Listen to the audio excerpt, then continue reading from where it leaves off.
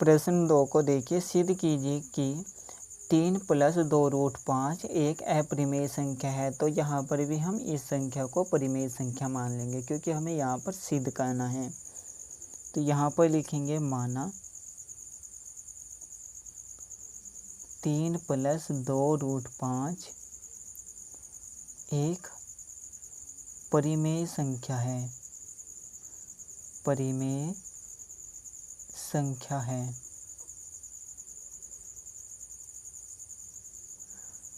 तो इसका मतलब कि हम इस संख्या को p/q के रूप में लिख सकते हैं। तो ये हो जाएगा 3 + 2√5 बराबर में p/q लिख देंगे, जहाँ पर p और q पूर्णांक होते हैं, जहाँ p और q पूर्णांक है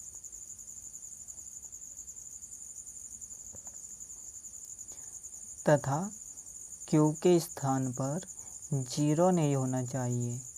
अगर यहाँ पर 0 हो गया तो ये इनफाइनाइट हो जाएगा, यानी कि अनंत। अब हम क्या करेंगे, जो भी यहाँ पर संख्या लिखी हुई है उनको हम दूसरी तरफ लेकर जा सकते हैं, क्योंकि ये एक पूर्णांक है। 3 को दूसरी तरफ लेकर जाएंगे तो ये माइनस में जाएगा, क्योंकि इस तरफ प्लस में है। तो यहाँ पर बचेगा 2√5, 2√5 बराबर में हो जाएगा p/q माइनस हो जाएगा 3। अब इसके बटे में 1 मान लेंगे और लसाअ ले लेंगे। तो लसाअ क्या आएगा, q और 1 का लसाअ q ही आ जाएगा। तो 2√5 को लिखेंगे जो का तो बराबर, नीचे लसाअ आया हमारा q। हमें q की गुणा ऐसी संख्या से करनी है जिसकी गुणा करने पर q आ जाए, या फिर q का पहाड़ा तब तक पढ़ना है जब तक कि q ना आ जाए। अगर हम q की गुणा 1 से करेंगे तो हमारे पास q आएगा, या फिर q का पहाड़ा अगर एक बार पढ़ेंगे तो हमारे पास q ही आ जाएगा। दोनों तरह से हमारे पास एक ही आता है, ठीक है, और मतलब भी दोनों का एक ही है। q की गुणा 1 से करेंगे तो हमारे पास q ही आ जाएगा। तो हमारे पास 1 आया, 1 की गुणा ऊपर कर देंगे तो हमारे पास p आ जाएगा। माइनस का चिन्ह लगाएंगे, बटे में 1 है, 1 का पहाड़ा तब तक पढ़ना है जब तक कि q ना आ जाए। तो q बार ही हमें पहाड़ा पढ़ना पड़ेगा, या फिर ये कहो कि 1 की गुणा हम किससे करें कि हमारे पास q आ जाए। 1 की गुणा q से करेंगे तो हमारे पास q आएगा। तो हमारे पास क्या आया, q की गुणा 3 से करनी है तो 3q आ जाएगा, ठीक है। अब हम 2 को दूसरी तरफ लेकर जाएंगे तो ये भाग में जाएगा, क्योंकि इस तरफ गुणा में लिखा हुआ है। तो यहाँ पर √5 बचेगा और ये जो खतु रहेगा ऊपर की तरफ, और बटे में आ जाएगा 2q। अब देखिए p-3q बटे में 2q लिखा हुआ है, ठीक है। p क्या है, पूर्णांक, क्योंकि हमने यहाँ पर लिख भी दिया है, और q भी एक पूर्णांक है, 3 भी पूर्णांक है, 2 भी पूर्णांक है। तो जब भी हम पूर्णांकों को जोड़ते हैं, घटाते हैं, गुणा करते हैं या फिर भाग करते हैं, तो लास्ट में हमारे पास एक परिमेय संख्या ही आ जाती है। तो यहाँ पर क्या हो गई, परिमेय संख्या। इसका मतलब बराबर के दूसरी तरफ भी एक परिमेय संख्या ही होनी चाहिए, है ना। तो इसका मतलब ये हुआ कि √5 भी एक परिमेय संख्या है। लेकिन हमने तो अभी अभी सिद्ध किया है कि √5 एक अपरिमेय संख्या है। तो यहाँ पर विरोधाभास प्राप्त हुआ है। तो हम यहाँ पर लिखेंगे, चूँकि 3, 2 p और q, 3, 2 p और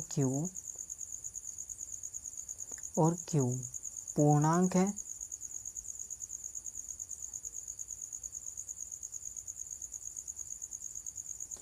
इसलिए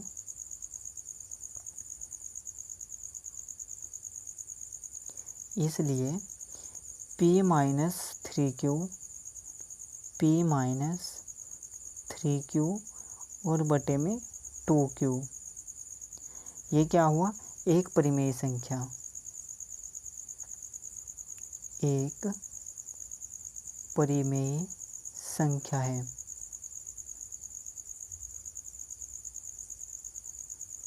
संख्या है।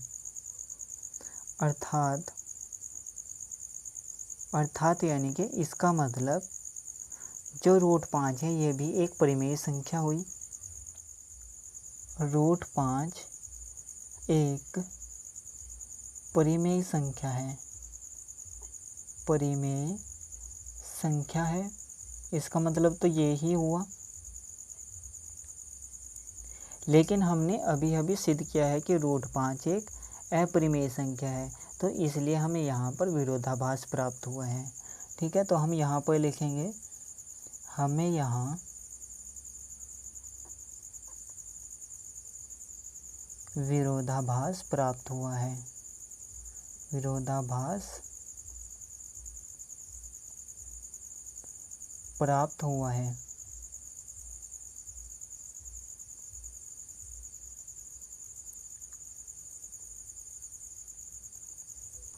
और ये विरोधाभास क्यों प्राप्त हुआ है? क्योंकि हमने जो यहाँ पर ये संख्या दे रखी थी इसको हमने परिमेय संख्या मान लिया था। तो हम यहाँ पर लिखेंगे यह विरोधाभास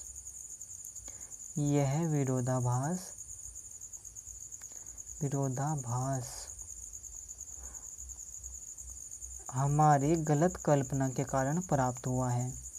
हमारी गलत कल्पना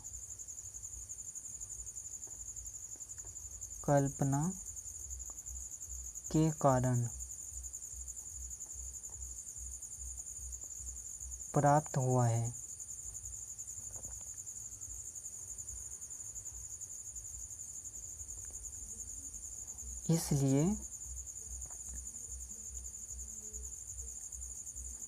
इसलिए हम कह सकते हैं कि 3 + 2 रूट 5 एक अपरिमेय संख्या है।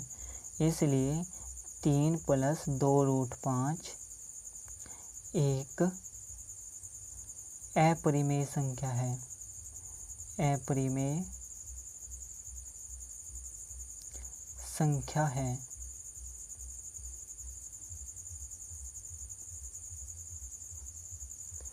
तो यहाँ पर हमने इसको भी सिद्ध कर दिया कि 3 + 2 रूट 5 एक अपरिमेय संख्या